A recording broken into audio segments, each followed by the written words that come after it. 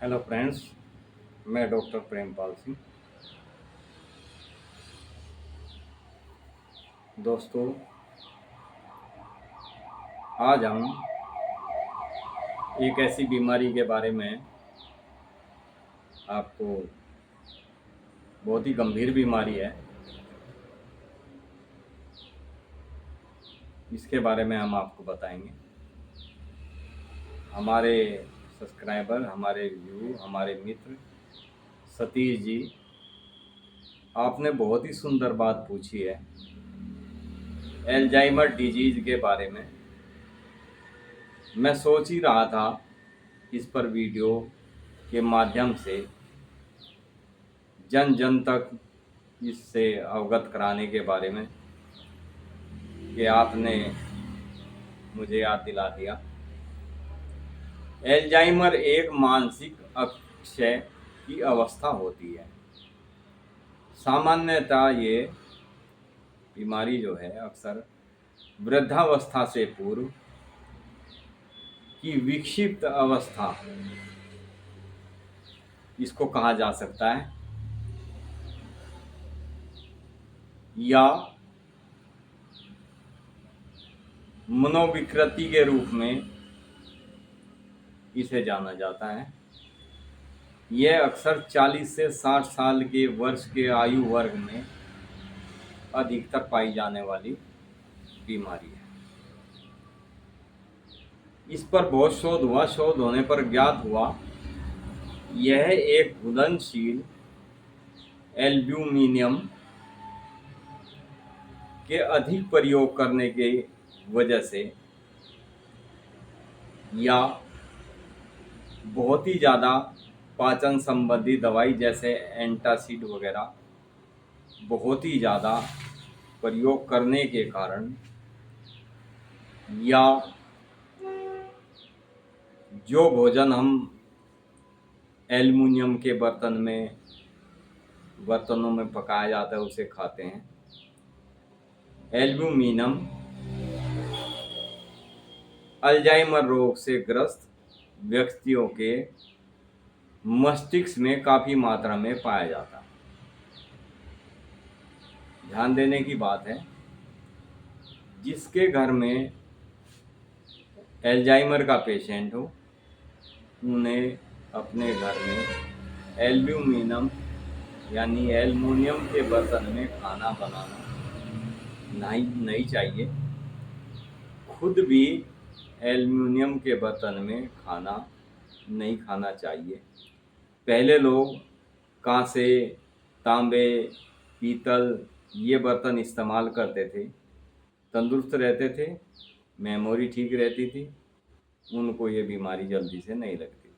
लेकिन अक्सर जो लोग अधिकतर मात्रा में ज़्यादातर एल्युमिनियम के बर्तनों में खाना पकाते हैं, उनकी सबसे ज़्यादा देखने में उनमें ये बीमारी पाई जाती है। इनका यदि टेस्ट कराया जाए तो इनके मस्तिष्क में बहुत ही ज़्यादा एल्युमिनियम पाया जाता है। एल्युमिनियम की मात्रा इन व्यक्तियों के मस्तिष्क की झिल्लियों में जमने शुरू हो जाती है। इसलिए एल्जाइमर रोग में एल्युमिनियम व्यक्तियों को आंशिक रूप से एल्युमिनियम को ही दोषी माना जाता है। यदि इसका समय रहते इलाज न किया जाए तो ये जैविक मस्तिष्कीय कोशिकाओं को नष्ट करना शुरू कर देता है। यानी हमारे मस्तिष्क की जो कोशिकाएं हैं उनको जो पोषण मिलता है उनको ये उनकी जैविक शक्तियों के नष्ट करने लगता है और एल्जाइमर का बीमार आदमी होने लगता है। इसकी पहचान व्यवहार में परिवर्तन, सीखने या याद करने की में कठिनाई होने लगती है। इसके पेशेंट को कोई निर्णय नहीं ले सकता, दुविधा में रहता है हर समय, बोल नहीं पाने की इसको दिक्कत होती है, सही ढंग से कोई निर्णय नहीं ले पाता, समस्या इसको बनी रहती है सोचने विचारने की, पेशियाँ इसकी कमज़ोर हो जाती है और बेचैनी हर समय बनी रहती है। इसका पेशेंट अपने नज़दीकी संबंधियों के, अपने रिश्तेदारों के नाम तक भूल जाता है, यहाँ तक कि ये कई बार अपना भी नाम भूल जाता है जब इसकी स्थिति ज़्यादा खराब होती है। इसका पेशेंट दिशाएं भूल जाता है, जैसे वो पूर्व दिशा में जा रहा हो तो वो अचानक भूल जाएगा कि मैं जा किस दिशा में रहा हूँ, मेरा घर किधर है, अपने घर तक का रास्ता भूल जाता है इसका पेशेंट, जब ये बीमारी पूर्णतः हमारे मस्तिष्क पर हावी हो जाए। फ्रेंड्स, ये कईए को पैतृक बीमारी भी होती है, जेनेटिक भी जिसे कहा जा सकता है। इसके दो रूप होते हैं। सबसे पहला इसका जो रूप होता है स्पोरेडिक, जो सबसे ज़्यादा होता है। दूसरा होता है ऑटोसोमल डोमिनेट यानी FAD, जो ये अक्सर पैतृक माना जाता है, जेनेटिक माना जाता है। इसमें फ्रेंड्स हम दो मेडिसिन आपको बताएंगे, जो आप यदि वे मेडिसिन नियम से सही ढंग से पेशेंट को देते हैं तो इसका पेशेंट दिन प्रतिदिन सुधार होना शुरू हो जाता है, बहुत जल्दी इस बीमारी से उसको निजात मिलनी शुरू हो जाती है। फ्रेंड्स, इसमें सबसे पहली मेडिसिन है लाइकोपोडियम, दूसरी मेडिसिन है इसमें रोजमेरिनस। रोजमेरिनस में हेपरजॉइन नामक एक पदार्थ होता है, इन दोनों ही मेडिसिन में होता है, लाइकोपोडियम व रोजमेरिनस में, दोनों में ही हेपरजाइन नामक एक जो पदार्थ मैंने बताया वो पाया जाता है, जो मस्तिष्कीय रसायन एसिटाइल कोलिन के नष्ट होने की प्रक्रिया को बहुत कम कर देता है। फ्रेंड्स, एसिटाइल कोलिन हमारे मस्तिष्क में हमारी कोशिकाओं को पूर्ण रूप से विकसित करने का कार्य करता है, लेकिन ये अधिक मात्रा में हो जाने की वजह से हमारे मस्तिष्क की झिल्लियाँ सिकुड़नी शुरू हो जाती है या सूजन बननी शुरू हो जाती है। स्मरण शक्ति इसमें नष्ट हो जाती है। स्मरण शक्ति को बनाए रखने के लिए ये दो मेडिसिन, इन मेडिसिन की बहुत आवश्यकता होती है। ये दोनों मेडिसिन यदि एक टॉनिक आता है हमारे यहाँ होम्योपैथिक में, जिंको बायलोवा व विटामिन ई, दोनों चीज़ें यदि लाइकोपोडियम और रोजमेरिनस मेडिसिन के साथ ली जाए तो बहुत ही जल्दी पेशेंट एल्जाइमर के इस घातक रोग से बच सकता है। उसकी स्मरण शक्ति बहुत जल्दी वापस आ सकती है यदि नियम पूर्वक दवाई दी जाए।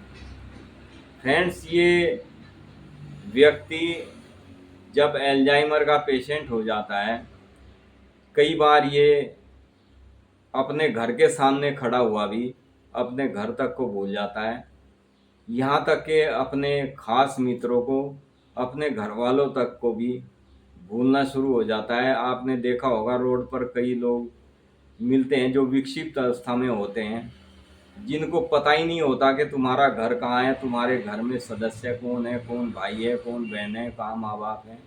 वे रोड किनारे इधर उधर कुछ खा लेते हैं और वहीं पड़े रहते हैं।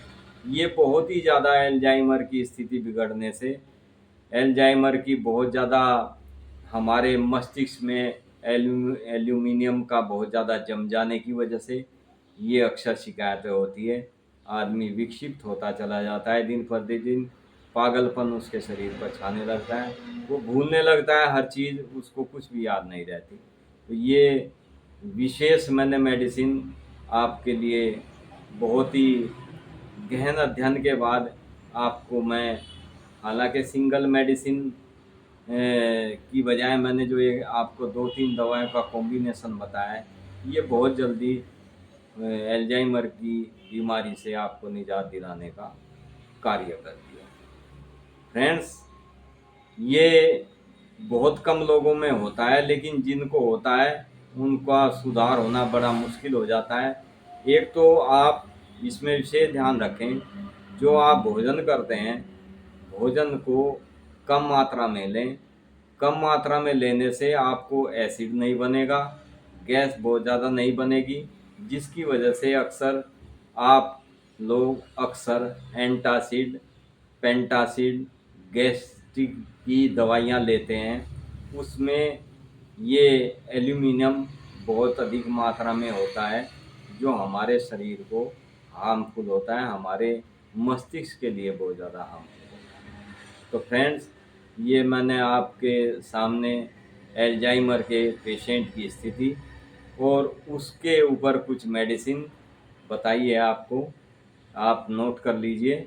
लाइकोपोडियम व रोजमेरिनस, इसके साथ में इन दोनों दवाई को, यदि जिंको विट के नाम से भी आता है, ये कई नाम से टॉनिक आता है हमारे यहाँ, किसी कंपनी का जिंको विट के नाम से आता है, किसी को जिंको बाइलोवा के नाम से आता है, और इसके साथ में विटामिन ई भी यदि आप लें तो एल्जाइमर से आपको बहुत जल्दी छुटकारा मिल सकता है।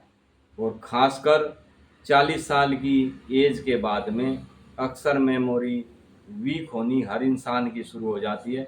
तो अधिक से अधिक जानकारी के लिए आप ये विशेष ध्यान दें अपने, कि अपने घर में आप एल्यूमिनियम के बर्तन में खाना ना पकाएं, उसका बना हुआ भोजन ना लें, तो आपके लिए अति उत्तम होगा। एल्यूमिनियम की बीमारी के ऊपर मैंने एक वीडियो पहले भी डाला था, जो मेरा बहुत ही अच्छा वीडियो चला, वायरल हुआ। उस पर बहुत लोगों के कमेंट आए कि सर, हमने जब से ये आपके बताई मेडिसिन लेनी शुरू की है, तब से हमें इस बीमारी से छुटकारा मिल गया। नहीं तो उनको यूरिन में एल्यूमिनियम बहुत ज़्यादा जाने के कारण उनकी स्थिति दिन प्रतिदिन खराब होती जा रही थी।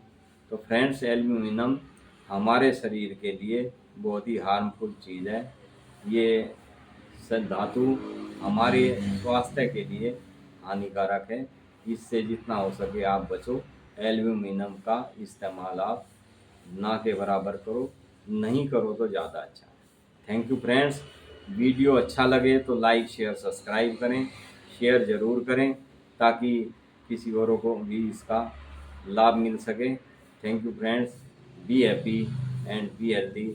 आप स्वस्थ रहें, ये इसी उद्देश्य से हम आपके लिए अच्छी से अच्छी वीडियो बनाने की कोशिश करते हैं, ताकि आप लोगों को हर अपनी बीमारी के बारे में गहनता से ज्ञान हो सके और उसका आप अपना सही तरीके से अपना उपचार करा सकें। Thank you friends. Be happy and be healthy.